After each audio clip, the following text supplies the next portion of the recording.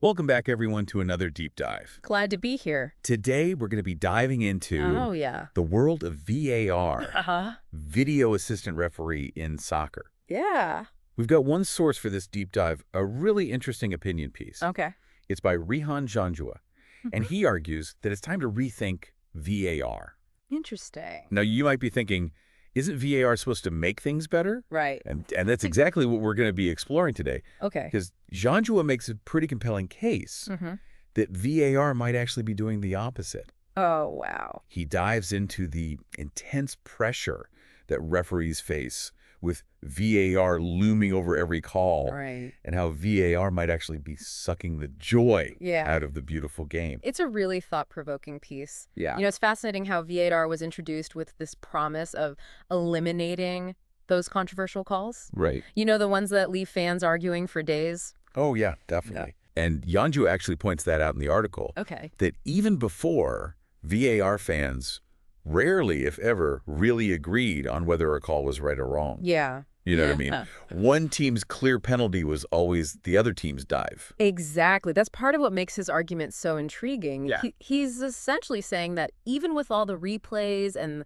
the technology, VAR hasn't solved this fundamental problem of differing opinions. Yeah. It's almost like it's created more controversy in some ways. Right. It makes you wonder if technology can ever truly achieve that level of objectivity in sports. Right. Where everyone agrees, yep, that was the right call. Yeah. No question about it. It's tough.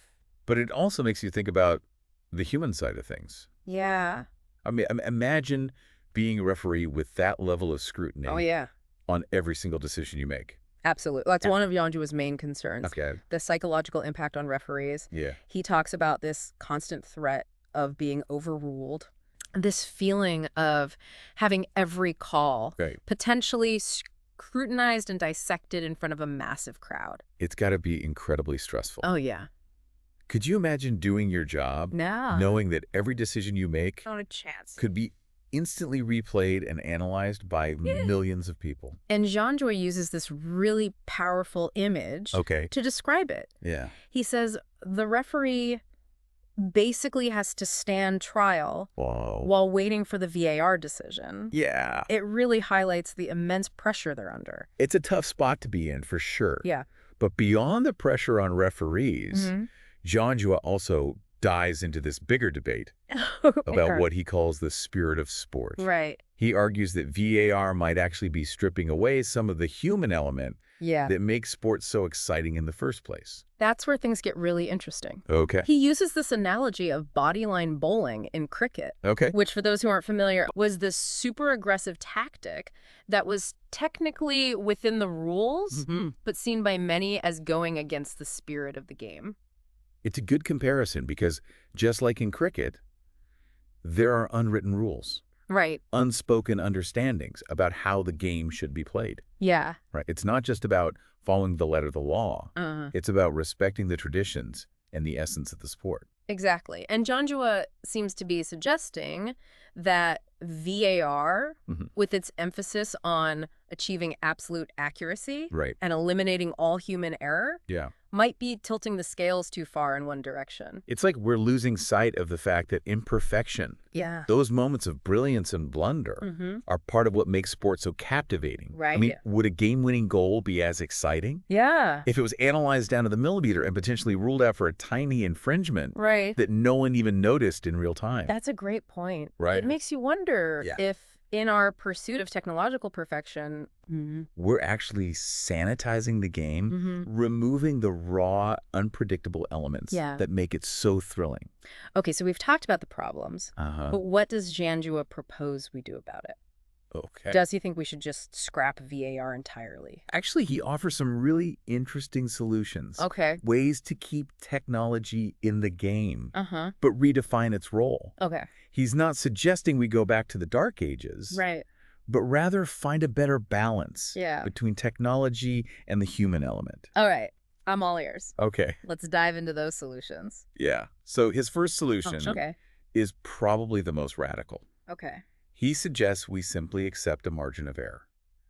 Basically let go of this pursuit of absolute perfection in calls. And acknowledge that referees are human. They're going to make mistakes just like players do. That's a pretty big shift in thinking, isn't it? It is. Especially in this age where we have all this technology at our fingertips. And we expect instant replays to give us a definitive answer every time. But think about it. If we accept that there will be some wrong calls, some close calls that could go either way, wouldn't that actually take some of the pressure off the referees? Maybe it would make the game flow better, too. Yeah. You know, less stopping and starting for those long VAR reviews. Right. Which, let's face it, sometimes feel like they just suck the energy right out of the stadium. Exactly. Yeah. And it might even make those moments of brilliance, those incredible goals and saves, feel even more special because we know they weren't achieved with the help of technology, second-guessing every move. Okay, so accepting human error is solution number one. Uh-huh. What else does Janjua have up his sleeve? His second idea is something we see in other sports like tennis and cricket. Okay. Player-initiated challenges give each team a limited number of times they can challenge a referee's decision. Ooh, that's interesting.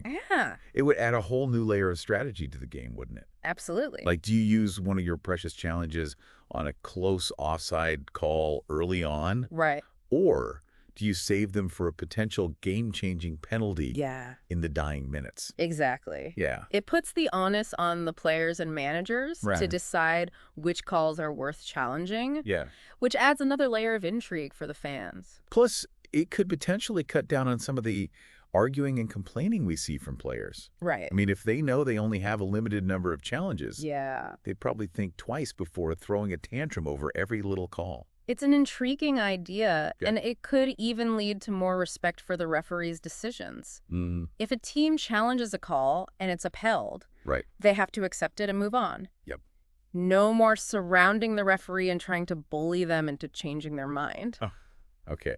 I'm liking this solution more and more. Right. What's next on Janjua's list? So his third solution focuses on limiting VAR interference. Okay. He argues that if the VAR officials, even with all their replays and angles, can't definitively say a call was wrong, then the referee's original decision on the field should stand.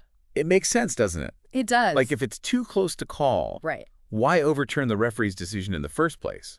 Let's trust their judgment and keep the game flowing. It's about finding that balance between using technology to correct clear and obvious errors, but not letting it become the ultimate decision maker on every single play. It also goes back to that point we were making earlier about the pressure on referees. Right. If they know they're not going to be second-guessed on every single 50-50 call, it might give them more confidence to make those tough decisions in the heat of the moment. Absolutely. Yeah. And it could lead to a faster, more fluid game. Right. You know, fewer stoppages for those agonizingly long VAR reviews that sometimes seem to take forever. Okay, so we've got accepting a margin of error, player-initiated challenges, and limiting VAR interference. Right. What's the final piece of Janjua's puzzle? So his last suggestion is a bit different. Okay. Instead of relying solely on technology to improve officiating, he proposes adding 2 more assistant referees on the field. Wait, 2 more? That's right. So that would be like 4 assistant referees in total. Imagine 2 on each flank, dividing the field between them. I can see how that could help. Yeah. Right now, those assistant refs have to make those incredibly tight offside calls. Right. While also trying to keep track of off-ball incidents, fouls, everything else that's going on. It's a lot to handle. And with 2 more assistant referees, they could specialize a bit more. Maybe 2 focus primarily on offside calls, while the other 2 cover the rest of the field, looking for fouls and other infringements. That would certainly give the referee on the field more support and information to make those crucial decisions in real time.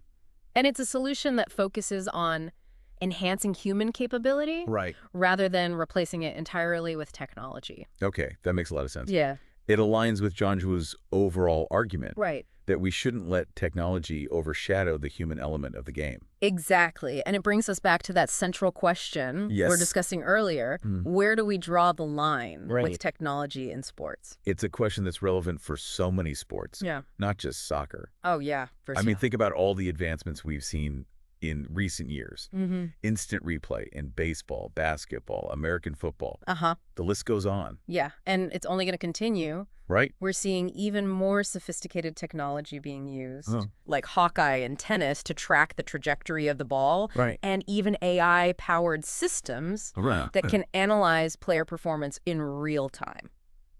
It's pretty mind-blowing. Yeah. But it also makes you wonder, at what point does it become too much? Right. At what point does technology start to undermine the very essence of what we love about sports? That's the million-dollar question. Yeah. And it's not an easy one to answer. But it's a conversation we need to have. Jonjua's article is a great starting point for that conversation. For sure. He's not necessarily saying that technology is bad. Right. But rather that we need to be mindful of how we use it. We need to ensure that it enhances the game without overshadowing the human drama that unfolds on the field. He's raising some really important points. Yeah. And even if we don't agree with all of his solutions, he's challenging us to think critically about the role of technology in sports and to consider the potential consequences, both positive and negative. Absolutely. And I think that's something we can all appreciate. Yeah. Whether we're diehard soccer fans or just casual observers of the sporting world, technology is here to stay. It is. But it's up to us to decide how we use it. Yeah. And to ensure that it doesn't diminish the things that make sports so special. As we were talking about the impact of technology on sports, I kept coming back to something Janjo mentioned about the spirit of sport. Yeah. Such an important concept. It is. But it's kind of hard to define, isn't it? It really is. It's like this unwritten code of conduct. Right. This sense of fair play and respect for your opponents. Yeah. That goes beyond just following the rules. Exactly. It's about things like acknowledging a bad call that goes in your favor or helping a competitor up who's fallen down, even if it means sacrificing your own chance of winning.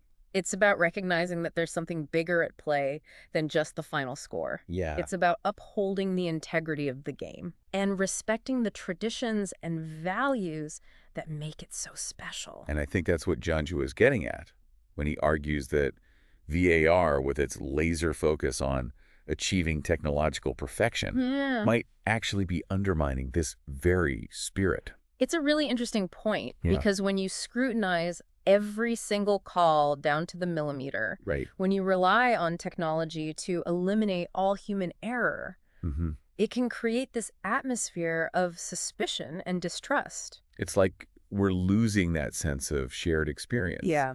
That understanding that mistakes happen, that sometimes luck plays a role, and that's all part of the beauty of sports. Right. And it's not just about the players on the field. It's about the fans, too. Exactly. Think about all those moments of collective joy and heartbreak we experience when we watch our favorite teams compete. Yeah. Those moments wouldn't be the same if we felt like every single play was being dissected and potentially overturned by a computer algorithm. It's like we're trying to sanitize the game to remove all the imperfections.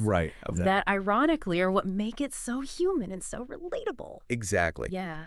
Janjua's article really got me thinking about all the times I've yelled at the TV, convinced the referee made a terrible call. Yeah. But looking back, those moments were all part of the experience. Exactly. They fueled those passionate debates with friends and family, and they made the victories feel even sweeter and the defeats sting a little bit more. It's about embracing the whole spectrum of emotions that sports evoke in us, the highs and the lows, the triumphs and the setbacks, the moments that make us laugh, cry, and everything in between. And I think that's what Janjua is urging us to remember. Yeah.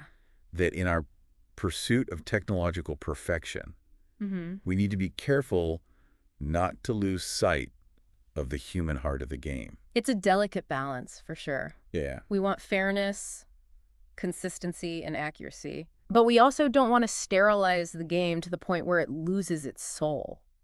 So where does that leave us? Right. What can we do to ensure that technology enhances the sporting experience without diminishing the very things that make it so special? Well, I think Janjua's proposed solutions are a good starting point. Okay. Accepting a margin of error, introducing player-initiated challenges, limiting VAR interference, and enhancing human capability through additional officials. These are all ideas worth exploring. And even if we don't adopt all of his suggestions, I think the most important thing is that we keep having this conversation. Yeah. We need to be mindful of the impact technology is having on sports. Absolutely. And we need to constantly ask ourselves if it's serving the best interests of the game and the fans. Technology is a powerful tool. Yeah? But it's up to us to use it wisely. Right. And to ensure that it doesn't overshadow the human drama that makes sports such a captivating and enduring force in our lives. Well said. Right. And on that note, I think it's time to wrap up this deep dive. Okay. We've covered a lot of ground today, from the psychological pressure on referees to the philosophical implications of technological perfection. A lot to think about. But ultimately, it all comes back to that core question. Yeah. How do we strike the right balance between innovation and tradition? Right. Between technology and the human spirit? It's a question that deserves our careful consideration. Yeah. And it's a conversation we need to keep having as technology continues to evolve and reshape the world of sports. Thanks for joining us on this journey. Of course. We hope it's given you some food for thought. Yeah. And maybe even spark some lively discussions of your own. For sure. Until next time. Okay. Keep exploring. Yeah. Keep questioning. And keep the spirit of sport alive.